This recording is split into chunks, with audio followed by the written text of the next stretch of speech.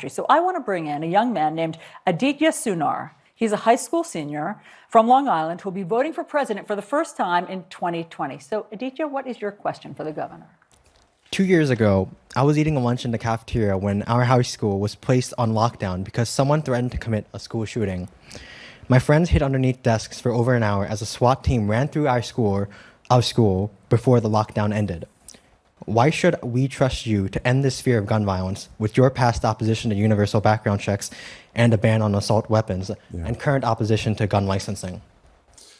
Thanks for the question, Aditya. And you're not the only one. I mean, as a parent of a sixth grade boy, when he went to a new school this year, I said, what did you learn during your first week? And he said, I know where to go in case of mass shootings. And no one should have to go through this. Look, I come at this a little bit different perspective than some. Like 40% of American households, I'm a gun owner. I hunt. Also, unlike far too many people in this country, my family's been personally impacted by gun violence. 25 years ago, I was actually living here in New York. I was a law student and got pulled out of my last class of law school because I had an 11-year-old nephew, Jeremy, shot and killed on the playground by a 10-year-old. At the time, it was the youngest schoolyard shooting in the country. I don't know right now if a 10-year-old killed an 11-year-old, it would even make national news. Never forget sitting around in my office after the Vegas shooting. We were asked to lower the flags, and I'm like, I don't even know what to write in this proclamation. A coworker of mine said, we now have a template for mass shootings. 9 times since Parkland, or 7 times since Parkland. 9 times since the Vegas shooting, I've been asked to lower the flags. If we could ever look at this as a public health issue, we know exactly what to do. If it wasn't a political issue, a public health issue would be universal background checks. It'd be red flag laws. It would be taking steps for gun safety and security.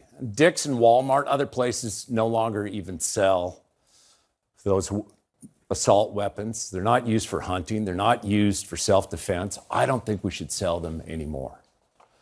I'll give you a reason why we can't look at it as just a public health issue. In fact, I'll give you 30 million reasons. And that's how much the NRA spent to make sure that Donald Trump was elected. When I was growing up, the NRA used to be just a gun safety and a hunting organization. Now it's a dark money-fueled political organization to do nothing more than drive us apart. So we have to make progress on this.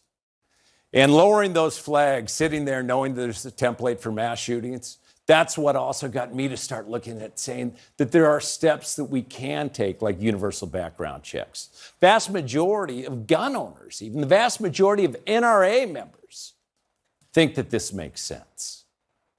It can no longer just be a political issue. And I'm counting on you.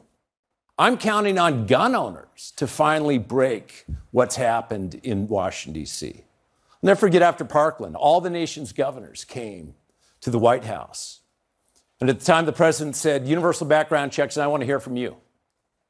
Within 4 or 5 days, he had heard from Wayne Lapierre, the head of the NRA, and he walked back.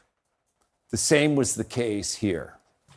You shouldn't have to grow up as a senior in high school having to have lockdown drills. We can take common sense actions. And I'm counting on that not only when I'm president, but I'm also counting on gun owners and non-gun owners alike to finally say enough's enough.